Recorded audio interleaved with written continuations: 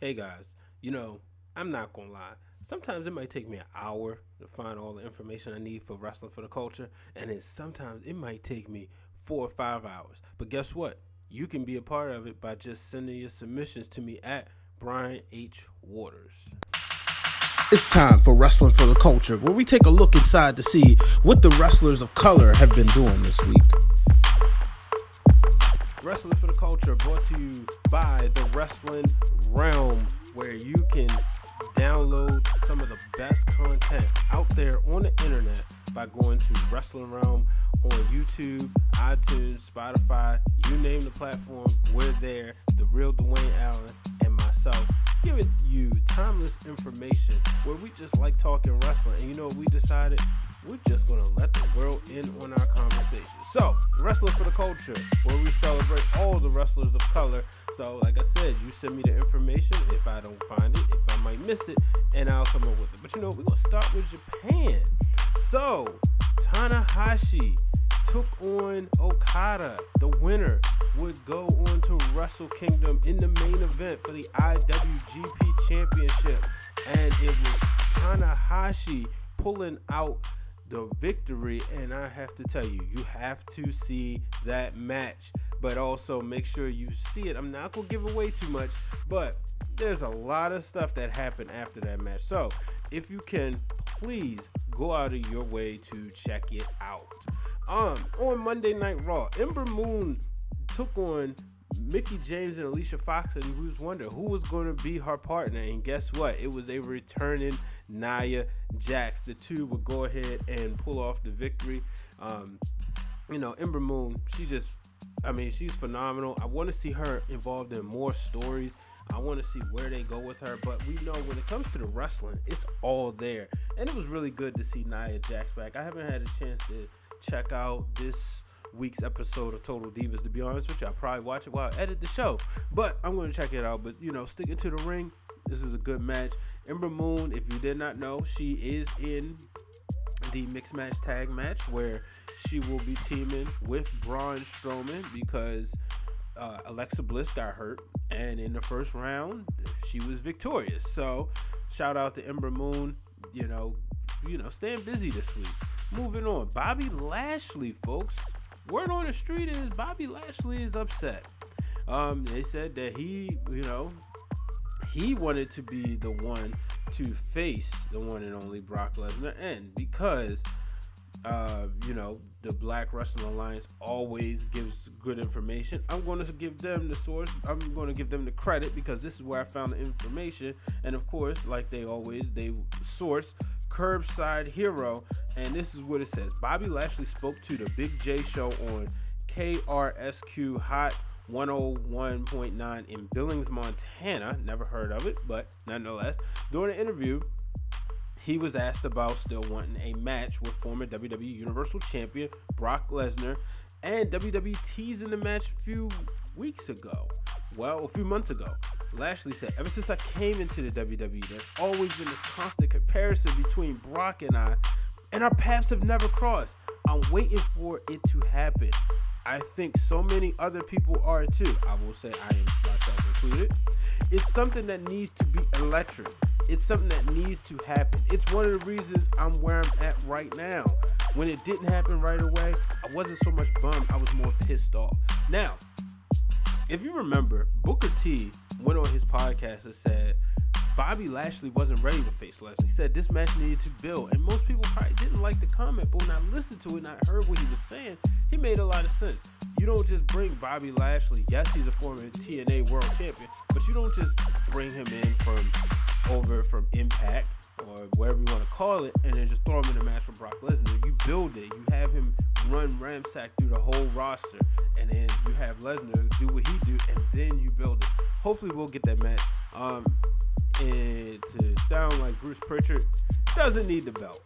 Yeah, doesn't need the belt with this match, but nonetheless, we will see what happens.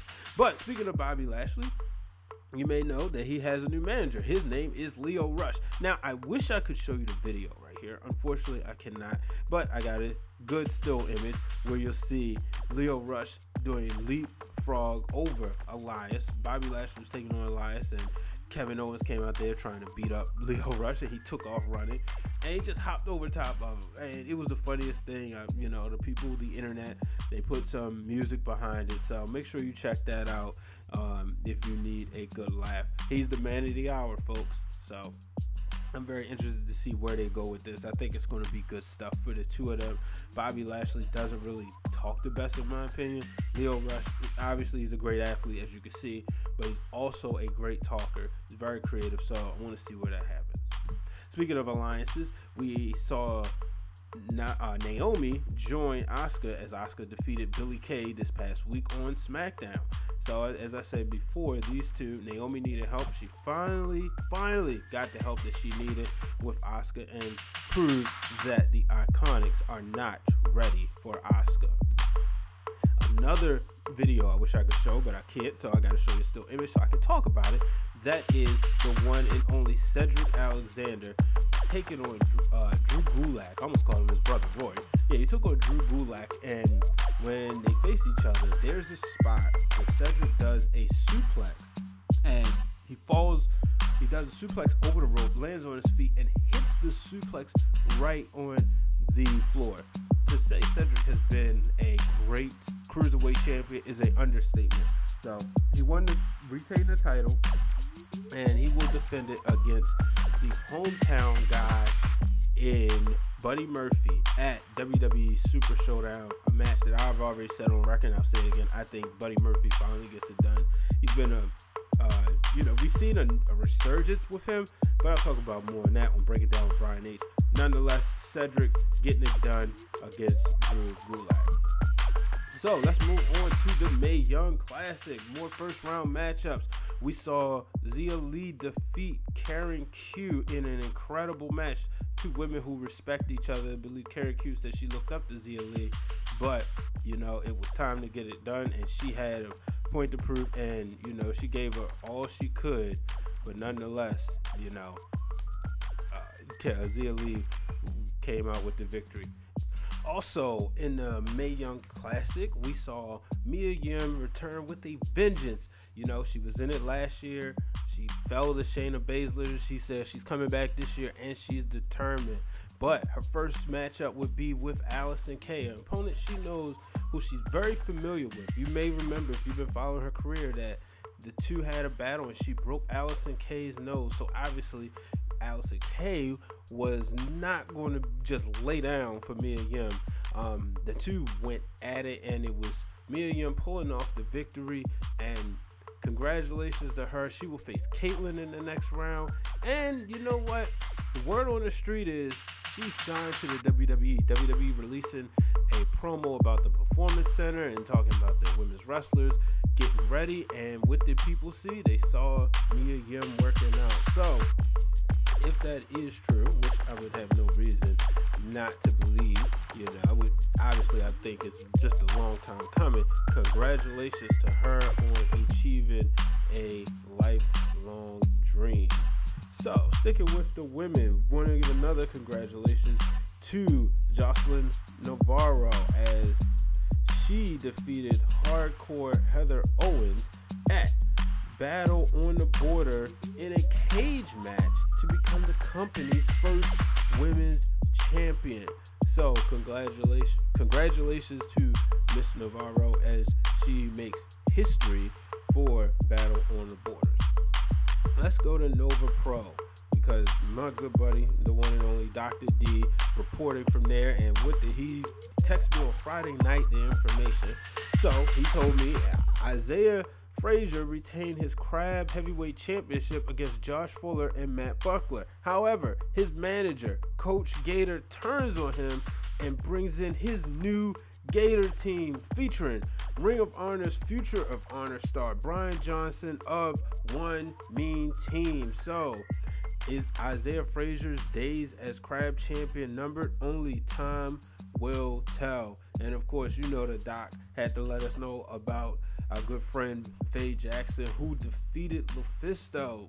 May call this an upset. It's obviously a huge win for Miss Jackson, getting a win over Lufisto. Lufisto's been, is one of the legends in women's wrestling, and she's taken on guys and gals, especially in CZW. So congratulations to her, and another, dare say, upset at the Nova Pro, and that is Eric Royal defeating the legend himself, Too Cold Scorpio.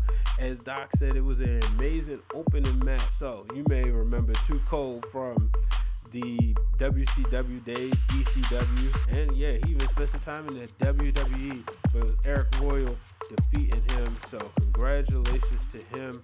And also this week at Nova Pro, we saw the return of Sahara 7. So as you can see, the Doc right there getting the opportunity to get a picture with one of his favorites. So congratulations to her. But Doc wasn't done, as he was hitting the surface as he went to EWA on Saturday. And let me know, of course, that the tag team champs, the Dark Horses, and the show Mr. Jones beat the Versace Army. And then also at EWA, it was Jar Cole taking on, and actually I should say defeating former TNA star Jimmy Rave. So like I said, my brother Doc was on a roll this past week, as he was all over the circuit, as he usually is. I wouldn't expect nothing less from the one and only Dr. D, 1/4 of the wrestling marks of excellence. So moving on, so let's go on to the alternative wrestling promotions, where we saw Andy Brown defeat Max Stardom, and when people on Twitter were saying match that stole the show. So congratulations to Andy Brown in his victory. And then last but not least, folks, Ron Starr and Des Monroe, they want to do it for the culture. What does that mean? They want to put on a wrestling match for the culture. Talk to Ron Starr. He said, look, Brian H., let's do this for the culture. Shout out to them using the hashtag wrestling for the culture. I created the hashtag back in January. It was actually in California when, I came up with the idea. And so just to be able to see guys like him and Des Monroe and of course Dr. D using it really makes me happy. Shout out to everybody who's supporting. I appreciate all your support. We got to showcase, we all we got, as they say. So just trying to showcase the wrestlers of color out there doing their thing. So somebody book this match. They want to do it for the culture. They want to put on for the culture. They're ready. So like I said, somebody book this match. So ladies and gentlemen, make sure you are following and subscribe to the Wrestling Wrealm Twitter. Make sure you follow us at Wrestling Wrealm. Make sure you follow us on Instagram as well. We got content coming. I promise you, we get ready to get into when we in season 4. So, before you know, it'll be time for season 5. So make sure you're there. And of course, make sure you subscribe and drop a 5-star rating. Let us know what you think. YouTube, subscribe. iTunes, subscribe. Spotify, subscribe. Drop the 5-star ratings. Let us know, and then we'll give you a shout out. So until the next time, folks, I'm Brian H. Waters. You know what I say. So long, everybody.